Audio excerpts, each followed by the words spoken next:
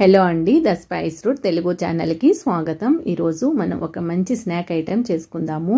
పిల్లలు స్నాక్స్ అడిగినప్పుడు ఈ విధంగా చేసినట్లయితే చాలా సింపుల్గా చేసేసేయచ్చు, అలాగే చాలా టేస్టీగా ఉంటాయి. దీనికోసం ఒక మిక్సింగ్ బౌల్ తీసుకొని అందులోకి బొంబాయి రవ్వను 1/4 కప్ వేసుకోవాలి. అందులోకి సేమ్ క్వాంటిటీలో నెయ్యిని కాచి చల్లార్చుకుని వేసుకోండి. ఈ రెండింటిని స్పూన్తో బాగా మిక్స్ చేసుకోవాలి. ఈ విధంగా బాగా మిక్స్ చేసుకున్న తర్వాత మూత పెట్టుకొని 5 నిమిషాలు దీన్ని నాననివ్వాలి. 5 నిమిషాల తర్వాత మూత తీసి దీనంతటిని మరొకసారి బాగా కలుపుకోవాలి. 5 నిమిషాలు రెస్ట్ ఇవ్వడం వలన ఈ రవ్వ అనేది మనకు బాగా నాని ఉంటుంది, సాఫ్ట్గా అవుతుంది. ఈ విధంగా కలుపుకొని పక్కన పెట్టుకున్న తర్వాత ఒక మిక్సింగ్ బౌల్ తీసుకొని అందులోకి 1 కప్పు మైదా పిండిని వేసుకోవాలి. మనం కలిపి పెట్టుకున్న రవ్వను కూడా వేసుకోవాలి. దీనంతటిని చేత్తో క్రష్ చేస్తున్నట్లు గట్టిగా కలుపుకోవాలి. పిండి రవ్వ మొత్తం బాగా సాఫ్ట్గా అవ్వాలి, ఆ విధంగా కలుపుకోండి. ఈ పిండి అనేది తడిగా ఉండాలి. మనము ముద్దకు చేసుకుంటే చేతికి ముద్దకు రావాలి, అప్పుడే మనం చేసుకునే స్నాక్స్ పర్ఫెక్ట్గా వస్తాయి. ఈ విధంగా ముద్దకు వచ్చే విధంగా కలుపుకోవాలి. ఇప్పుడు ఇందులోకి 1 చిటికెడు ఉప్పు వేసుకోండి. అలాగే 1/3 కప్పు షుగర్ పౌడర్ని వేసుకోవాలి. ఈ షుగర్ పౌడర్ మొత్తం పిండిలో కలిసే విధంగా మరొకసారి బాగా కలుపుకోండి. ఈ విధంగా కలుపుకున్న తర్వాత కాచి చల్లార్చిన పాలను తీసుకోవాలి. కొద్ది కొద్దిగా వేసుకుంటూ పిండిని కలుపుకోండి. మొత్తం పాలు ఒకేసారి వేయకుండా కొద్ది కొద్దిగా కలుపుకోండి. పిండి అనేది కొద్దిగా గట్టిగా ఉండే విధంగా ఉండకు కలుపుకోవాలి.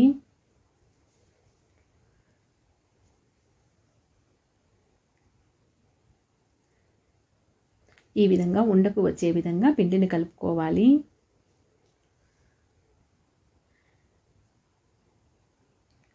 ఇప్పుడు పెద్ద సైజు ఉండలుగా తీసుకోవాలి. ఒక్కొక్క ఉండను చపాతీగా రుద్దుకునే పీటను కానీ లేకపోతే చాపింగ్ బోర్డును కానీ తీసుకొని దానిపైన సన్నగా పొడవుగా వచ్చే విధంగా రోల్ చేసుకోండి.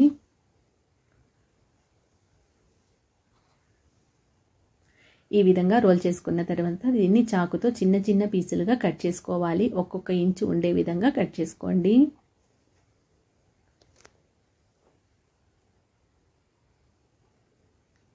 ఇప్పుడు ఒక్కొక్క పీస్ను తీసుకొని ఉండల్లాగా చుట్టుకోవాలి.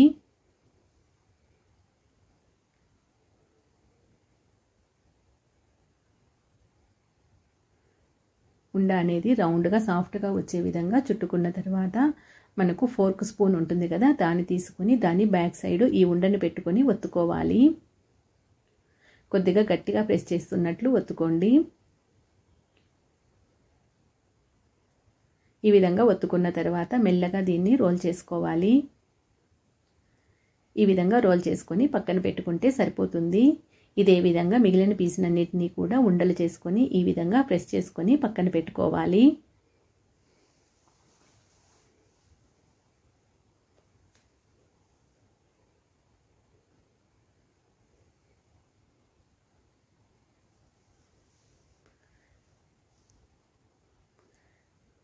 మిగిలిన పిండినంతటిని కూడా ఈ విధంగా చేసుకొని పక్కన పెట్టుకుందాము. మీరు ఒకవేళ ఎక్కువ క్వాంటిటీలో చేసుకున్నట్లయితే దీనిపైన తడి క్లాత్ను కప్పుకోండి, ఉండలు అనేటివి ఎండిపోకుండా ఉంటాయి.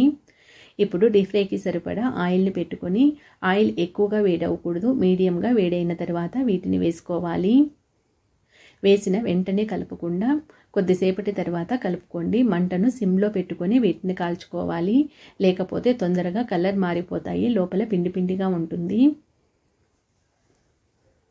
మంటను లో ఫ్లేమ్లో పెట్టుకొని వీటిని కాల్చుకోవాలి. ఇవి ఈ విధంగా కలర్ వచ్చే విధంగా కాల్చుకొని తీసేసుకుంటే సరిపోతుంది.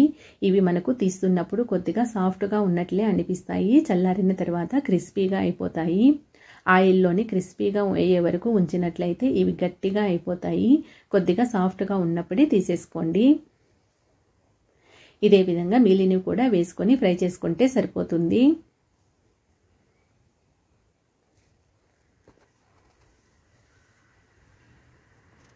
చూసారు కదా, ఎంతో టేస్టీగా ఉండే స్నాక్ రెసిపీని చాలా ఈజీగా చేసేసుకోవచ్చు, అలాగే చాలా టేస్టీగా ఉంటాయి. పైన కొద్దిగా షుగర్ పౌడర్ చల్లుకుంటే సరిపోతుంది. ఈ రెసిపీ కనుక మీకు నచ్చినట్లయితే like, share and subscribe. Thank you.